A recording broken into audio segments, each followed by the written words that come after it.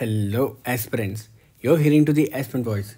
In this video, we're going to discuss about aiding in governance, that is NGOs and government, how they contributed for the development of the country and what is the current condition of development and what is the help needed by the NGOs or the corporates, so on. We're going to discuss about them.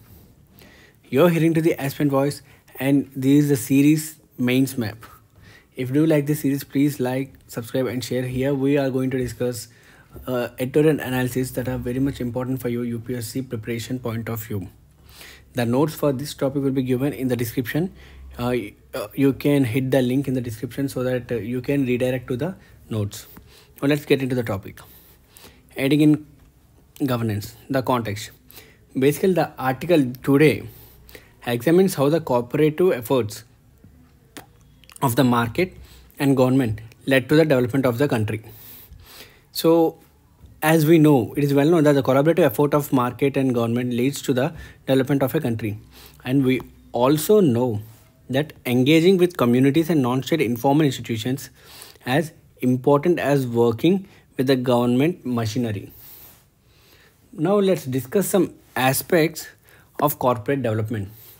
The first one, let's discuss non-state actors and corporates. So basically the business exceeding a certain level of income and revenue. Let me change the pen. Business exceeding a certain level of income and revenue.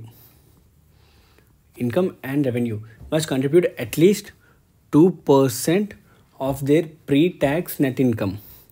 See, listen, pre-tax net income to the development space according to the company's law. So, according to the company's law, 2% of pre-tax net income should be paid from their income and revenue. And this company's law also gives companies the opportunity to work with non-state organizations such as NGOs and civil society organizations, CSO, civil society organization. And also the state-led regulatory procedures encourage NGOs to collaborate. So that's all about the non-state actors. Now let's discuss the role of NGOs. The role of NGOs. NGOs and voluntary organizations have played an important role in empowering individuals to hold government accountable. There are so many examples like environmental issues where NGOs taken part against the government to stop and to save the environment. And also the government declares that any activity by an NGO, the government criticizes the government as anti-national and limited foreign financial mobilization. This is the issue. I just point out this issue, but please, it's not like anti-national, but you can call it anti-developmental, as government may feel because their activity may stagnate the development. So they're anti-developmental. This is the argument from the government. I mean, that's a criticism from the government, you can call it. And now let's discuss the other aspect, that is CSR, corporate social responsibility. This funding becomes more necessary to provide the necessary support to NGOs. So the corporate companies and governments, especially in the years leading up to elections, are ambitious in their target setting regarding CSR initiatives and flagship projects. Now let's discuss with the problem with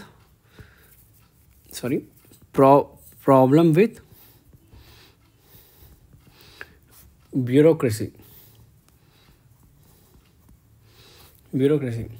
Because the goals of the political superiors are constantly changing, India's bureaucracy lacks risk-taking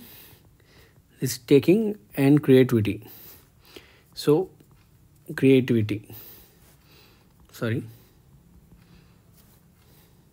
Bureaucracy lacks this.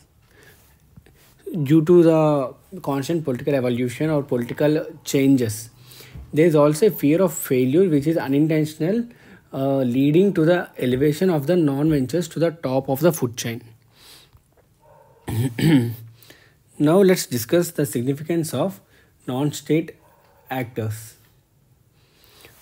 The non-state actors are inventors and developers of new models of public participation.